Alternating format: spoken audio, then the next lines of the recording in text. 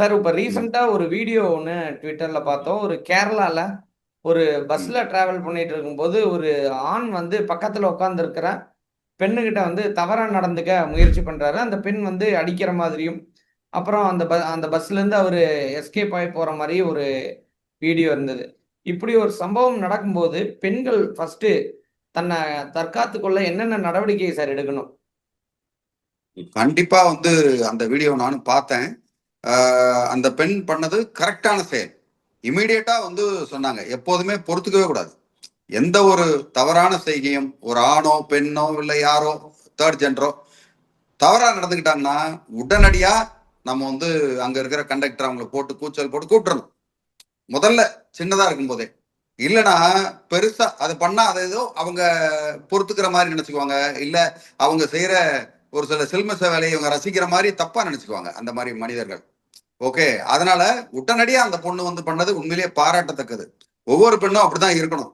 அதுக்காக நான் கையில வந்து ஊசி வச்சுக்கிட்டு குத்த போறேன், அதை செய்ய போறேன், இது செய்ய போறேன்னு அது வந்து கரெக்ட் இல்ல. பட் இதை செய்யணும். ரெண்டாவது போலீஸ் கம்ப்ளைண்ட் கொடு, நேரா போலீஸ் ஸ்டேஷன் ஓட்டுன்னு சொல்லி உறுதியா இருக்கும்.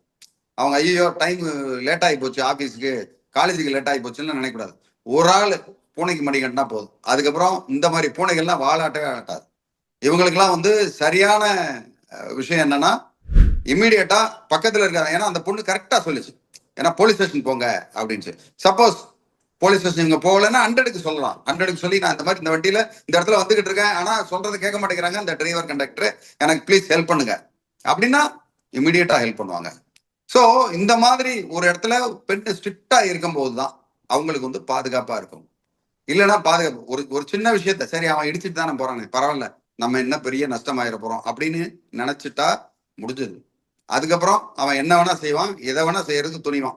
ஏன்னா முதல்ல ஒரு சின்ன திருட்டா பண்ணிட்டு அப்புறம் பெரிய திருட்டா பண்ற மாதிரி தான் இது. இது வந்து அந்த அந்த பெண்மணி பண்ணது உண்மையிலேயே அற்புதமான விஷயம். இம்மீடியட்டா செஞ்சது. அதே மாதிரி ஒரு ஒரு பொண்ணும் அது மாதிரி செய்யணும். அவங்க கிட்ட அவங்களுக்கு அந்த மாதிரி ஆபத்து அந்த மாதிரி இருந்ததுன்னா கோயம்புத்தூர் சம்பவம் மாதிரி சம்பவம் நடக்கவே நடக்காது. ஓகே. கோயம்புத்தூர் சம்பவம் நடந்ததெல்லாம் அதெல்லாம் பெரிய கொடுமை. ஓகே. இது இது கேட்கும் போது பரவாயில்ல ரைட் ஓகே, இந்த மாதிரி ஒரு அவேர்னஸ் இருக்கு, நம்ம ஊர் பெண்களுக்கும் அந்த மாதிரி இருந்ததுன்னா நமக்கு ரொம்ப மகிழ்ச்சியா இருக்கும். இன்னும் வந்து அ பாதுகாப்பற்ற நிலை தொடர்ந்து தான் இருக்குதோ, அ ஆண்களுக்கு நிகரா பெண்களுக்கு அப்படிங்கிற நிலை நீங்க எப்படி பார்க்குறீங்க சார்? உங்களோட கருத்து என்ன சார்? எனக்கு சமீபத்துல ஒரு நடிகை ஒருத்தவங்க வந்து எதுலயோ பேட்டி கொடுத்தாங்க, கஸ்தூரின்னு நினைக்கிறேன் அவங்க பேரு. கோயம்புத்தூர்ல ஏதோ பேட்டி கொடுத்தாங்க. இன்னும் வந்து சிங்கப்பூர் ஆகல தமிழ்நாடு, பெண்கள் எப்ப வேணா போலாம் எப்ப வேணா வரலான்னு. யாருங்க சொன்னா அப்படி? அப்படிலாம் கிடையாது. நம்ம நம்ம நாட்டுல வந்து சுதந்திரமா எங்க வேணா பெண்கள் போலாமே. ஓகே. பெண்கள் வந்து அதுக்காக ராத்திரி நேரம் இருட்டுக்குள்ள போங்கன்னு சொல்ல. இருட்டு இல்லாம இருக்கணும், பாதுகாப்பா இருக்கணும், ஒவ்வொரு இடத்துலயும் நல்ல ஓ, வெளிச்சங்களோட தான் இருக்கணும் அந்த தெருக்கள் அப்படின்னு சொல்றோம். ரெண்டாவது, இவங்க சொல்றது பார்த்தா அந்த பெண்ணை வந்து வேணும்னே போன மாதிரி அந்த பெண்ணை கொச்சைப்படுத்தின மாதிரி இருந்தது. உண்மையிலேயே அது ரொம்ப கஷ்டமா இருந்தது. யாராவது வேணும்னு இது மாதிரி போவாங்களா? வேணும்னு போய் சரி பாதுகாப்பா இருக்கு, நம்ம நாடு பாதுகாப்பா இருக்கும், ஒரு ஆண் நண்பர் கூட இருக்காரு, நமக்கு ஒன்றும் பிரச்சனை இல்லை நினைச்சுதானே போறாங்க. அப்படி இருக்கும்போது அவங்க அவங்க அங்க போக கூடாது இங்க போக கூடாது அப்படின்றது, நம்ம எங்க இருக்கிறோம்? நம்ம என்ன ஏதோ ஒரு ஆப்பிரிக்கா கண்டத்திலயா இருக்கிறோம்? எங்கேயோ ஒரு இடத்துல ஒரு நாட்டுல இருக்கிற மாதிரி பேசினாங்க அவங்க. அது கொஞ்சம் கஷ்டமா இருந்தது. அது என்னமோ பிராக்டிக்கலா பேசுறோம், திடீர்னு புதுமை பண்ணு மாதிரி பேசுறாங்க. திடீர்னு ஒரு பழங்காலத்து அவங்க ஒரு 2000 வருஷம் பின்னாடி போயிடுறாங்க. அதனால இவங்களால புரிஞ்சுக்கவும் முடியல. சட்டப்படி இந்த இந்த பெண்ணு பண்ணது ரொம்ப மகிழ்ச்சியான ஒரு நல்ல ஒரு விஷயம். டக்குன்னு ஒரு உடனே தட்டி கேட்டுச்சு. அது வந்து ஒரு சிறந்த முன்னுதாரணம். அதுக்கு பெண்களும் சப்போர்ட் பண்ணணும். பக்கத்துல இருக்க ஒரு 2 பெண்ணு, இப்ப நமக்கு இந்த மாதிரி ப்ராப்ளம் தான் என்ன ஆயிருக்கும், அதே மாதிரி ஒரு ஆண் நம்ம சகோதரிக்கு இந்த மாதிரி நடந்தது, நம்ம மனைவிக்கு இந்த மாதிரி ஆச்சுன்னா, நம்ம குடும்பத்துல உள்ளவங்களுக்கு இந்த மாதிரி ஆச்சுன்னா என்ன பண்ணணும்?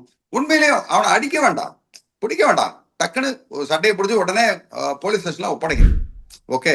ஒப்படைச்சு இந்த மாதிரி பண்ணானா அப்படின்னு என்னவாவது கேட்கணும். பட் அந்த வீடியோவை நான் அதுக்கு மேல பார்க்கல. ஒரு ஒரு கிட்டத்தட்ட ஒரு 20-25 செகண்ட் தான் இருந்தது. அதுக்கப்புறம் என்னாச்சுன்றது தெரியல. பட் ஆனா அந்த மாதிரி ஆட்கள் வந்து தண்டிக்கப்பட வேண்டிய குற்றவாளிகள் அவங்க. மனநலம் பாதிக்கப்படப்பட்ட ஒரு ஒரு மாதிரியான குற்றவாளிகள். ஏன்னா இந்த மாதிரி விஷயங்கள் வந்து இப்ப பஸ்ல போய் ஒரு ஒரு ரோட்ல போற பொண்ணு பஸ்ல போற பொண்ணு ஏன் வந்து பண்ணணும்? ஓகே. ஆமா, அதுக்கு கல்யாணத்தை பண்ணிட்டு போய் அவன் சந்தோஷமா இருக்க வேண்டியதானே. அதுக்காக இப்படி ரோட்ல போறவங்க மேல எல்லாம் இடிச்சுட்டு வச்சுக்கிட்டு இருக்கிறதுன்றதுலாம் பெரிய மாபெரும் குற்றம் தான். இந்த மாதிரி ஆள்லாம் ஜெயில தான் இருக்கணும், இல்ல மனநல காப்பகத்துல இவனை வச்சு மைண்டை சரி பண்ணணும். வேற வழியே கிடையாது. நன்றி, வணக்கம்.